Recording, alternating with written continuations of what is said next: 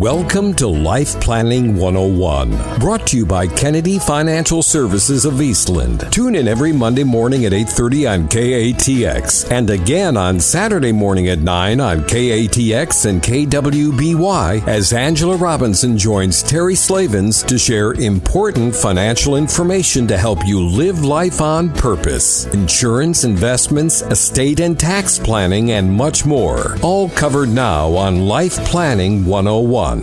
It's time for Life Planning 101 right here on KTX KWBY. Terry Slavens with you, joined now by Angela Kennedy Robinson. Have you had the urge to own your home free and clear? Have you had the urge? Yes. Okay. Which I think most people say yes, right? Everybody wants to be debt free. That's kind of the thing, is that we feel like we should be debt free, especially as much as we hear Dave Ramsey in today's world, right? Yeah, Dave Ramsey been hot for many years. Yes, now. And he's the king of being debt free.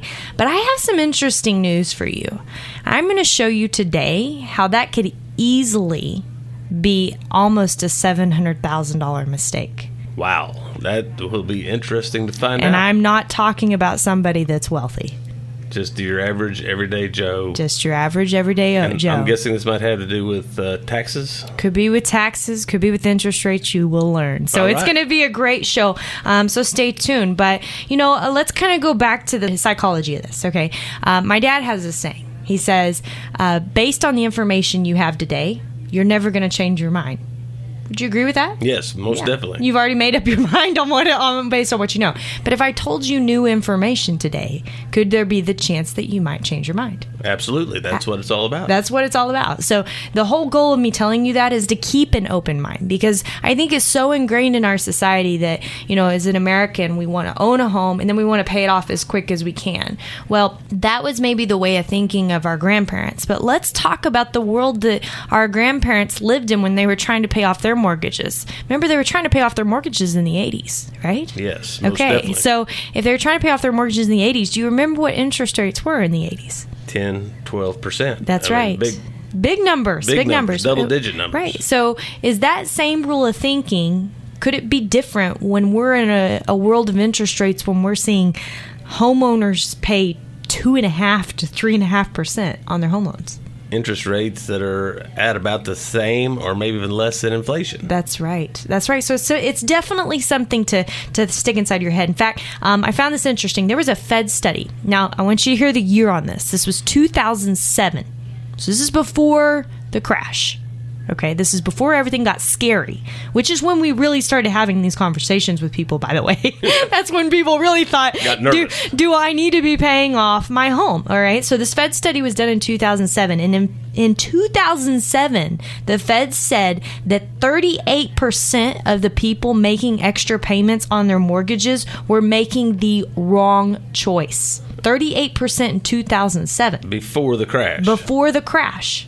Think about that, all right? That's huge. They said on average, these households would get back 11 to 17 cents on every dollar. So if you think about that, if you're paying an extra $1,000 in a year, that's an extra $110 to $170 a year that you'd be getting back on those dollars by putting that money into, say, pre-tax employee 401k savings. Think about that. Right. Could that be severely impacted, right? Or how could that impact you over the long run? And I think that's huge for us to think about. So, why exactly is this? And that's what we're going to kind of get into. And at the end of the show today, I really want to talk about, I want to walk you through a scenario. I was actually even showing this to one of the young advisors in our office the other day. He was blown away by this, time value of money that we all know exists. If we have $1 today and we let him, interest to be applied to that dollar and compound and compound and compound, the longer it's in there, the longer it has time to grow, right? We all know that. We've been taught that in school. We were taught compound interest and we had to write it out in math class and learn it, and we know it, but we don't apply it. And why is that? And if we think about emotions, sometimes they get the best of us, because 2007 does happen, right? Right. And we get nervous. Well, I've got news for you. If 2007 occurs, and let's say things happened a little bit differently, that all of our banks shut down, we would have all been raising chickens, and milking our cows. Back to the olden era. We would have reverted pre-1928. Okay, so I think you have to realize that use the tools that are out there, and that's really what we're going to talk about today. We also have a Twitter poll out that I want to get some feedback on, because I'm interested. This was one of the things I saw as a most common mistake of paying extra on your mortgage. Most common mistake of paying extra on your mortgage.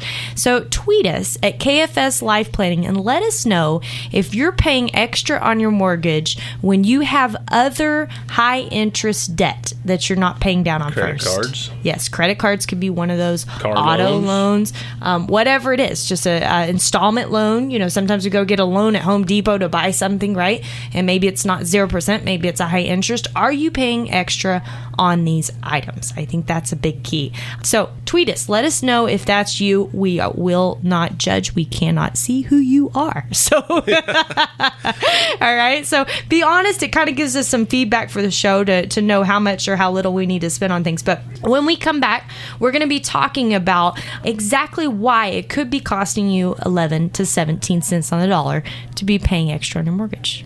Okay, we'll be back with more right after this on Life Planning 101 on KTX KWBY. And welcome back in Life Planning 101 right here on KTX KWBY. We're talking about should you or should you not pay off your house. Angela Robinson with us has some very interesting information to share with you. Angela? Yes, it is very interesting because I think it's something that is just kind of ingrained in us that the answer is yes to that question. When really, now don't get me wrong, there's those situations that it should be yes.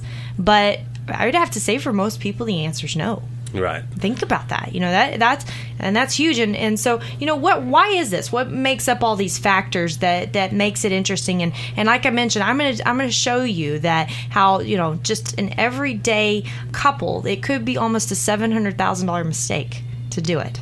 That's big numbers. That's massive. That's massive. So we're going to talk about that. So, what builds up to this? Okay, number one, borrowing money for your residence right now is dirt cheap.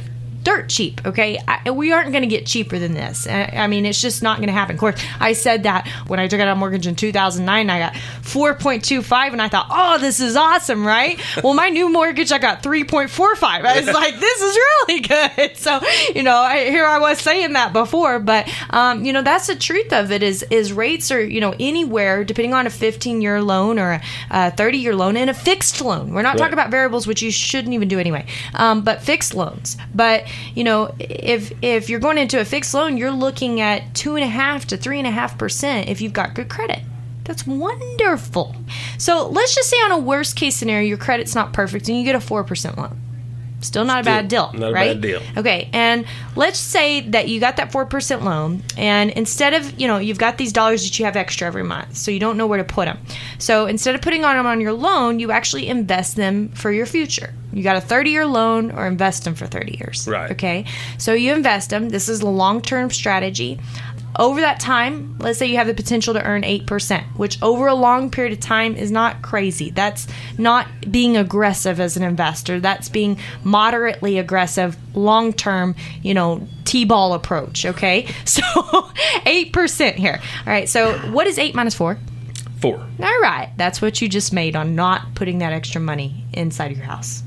If you have a pen and a piece of paper, now here's always my disclosure: if you're driving, don't do this, okay? But if you can always go back and listen to us, by the way, KATXradio.com, KWBYradio.com, iHeartRadio, and take the time to do this. But if you do have a pen and a piece of paper, I want you to write down 100.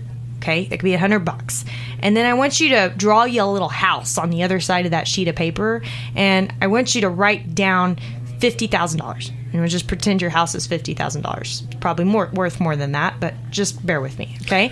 Now, let's get out and let's say on that left side of the piece of paper, I want you to cross through that $100, and I want you to dump it over into that house. So what's that leave you with if you take that $100 out of there? Nothing. Right, 0. So what can 0 grow to? 0. That's correct. Okay. So let's say I'm good at this. Yeah, you're good at this. 30 years down the road, all right, that house doubles in value. All right. It's a $100,000 home. And what did 0 grow to? 0. 0. So your total net worth is $100,000. Do you Right. agree with that? Okay. So let's back up. Let's say that you didn't put that $100 extra into your house all the time. And let's just pretend, and I'm just going to throw a fictitious number in there. Let's just say that amounted to $100,000 after 30 years. And you still had your house paid off, right? After 30 years. Right. Okay. And your house still doubled in value. That didn't change, right? Right. So what's 100,000 plus 100,000? 200,000. Is that twice as much? Twice as much. Isn't that cool? That is very cool. Yeah. So a lot of people don't think of it that way, and I hear all the time, oh, I just want to take that money out and pay for my house. Well, you can always do that. But what you can't do is you can't go backwards. Right. Okay. And money doesn't grow off of zero. It doesn't happen. So you've got to let your money work for you. And I think that's the biggest thing that people forget about. Any number times zero is still zero. That's right. And don't get me wrong, okay? I do believe in getting your debt paid off. There's good debt, bad debt, okay? Your home, in most circumstances, is good debt. If you've done it correctly, it's good debt. I had a lady at a seminar one time walk up to me and say, that's just not true. My daughter in California was upside down in her house and da-da-da-da-da. And I asked her about the loan, and we got into terms, and the daughter in California shouldn't have bought the house in the first place, right? Okay, so, There's where the mistake was made. Right. So, but if it's done correctly, what does real estate values do over time? Go up. They go up. So anytime you have debt on an appreciating asset, if it's set up correctly, it's good debt, okay? If you have debt on an asset that's going down in value, a vehicle, for example, you better be very careful about what interest rate you're playing and make sure just this scenario is working for you. Your money's working for you. So that's really important to consider. Second thing is, the interest on your home loan is tax deductible if you itemize your deductions. That's the caveat here. But let's just say you itemize your deductions and you're in a 25% tax bracket. Doesn't take much to get there, and everybody calls it a modest income. You might want to think again about lowering taxes. Just a note, but we are coming up on an election, so look at your tax plans from the different candidates. But if you've got that 25% tax bracket, all right, and you have $100 a month that you're paying, and you save $25. Isn't that really $75? Yes. Right. Okay. So if you have a 4% interest rate and your tax bracket is saving you 25%, it really only costs you 3%. See that? Yeah. Okay. So now your 8% minus 3% just netted you what? 5%. 5%, not 4%. So we're getting bigger. Yes. Right? You see how that works? It's really, really big.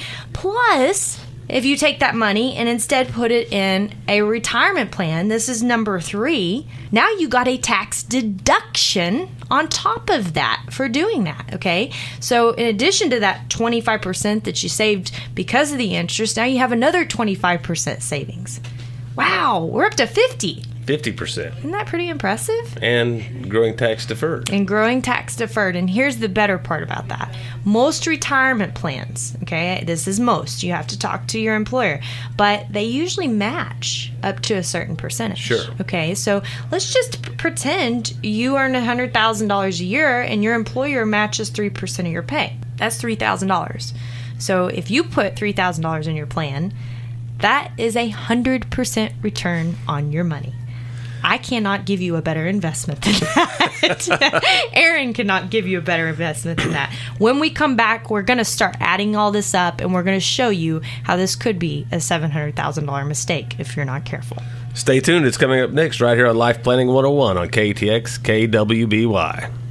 Final segment of Life Planning 101 is Angela Kennedy Robinson. She's going to put all the numbers together for us and see how much money you could potentially save by not paying off your house. That's Angela? right. That's right. And, we've been talking about that. And for those that are just joining the show, I encourage you to go back and kind of listen to all of this because this is really impactful stuff. It's big stuff. People that the everyday person just doesn't even think about. No, they don't. It's easy for people to throw an extra $1,000 a year at their house. Okay. Well, what if I told you that $1,000 could be costing you $2,500 to do it?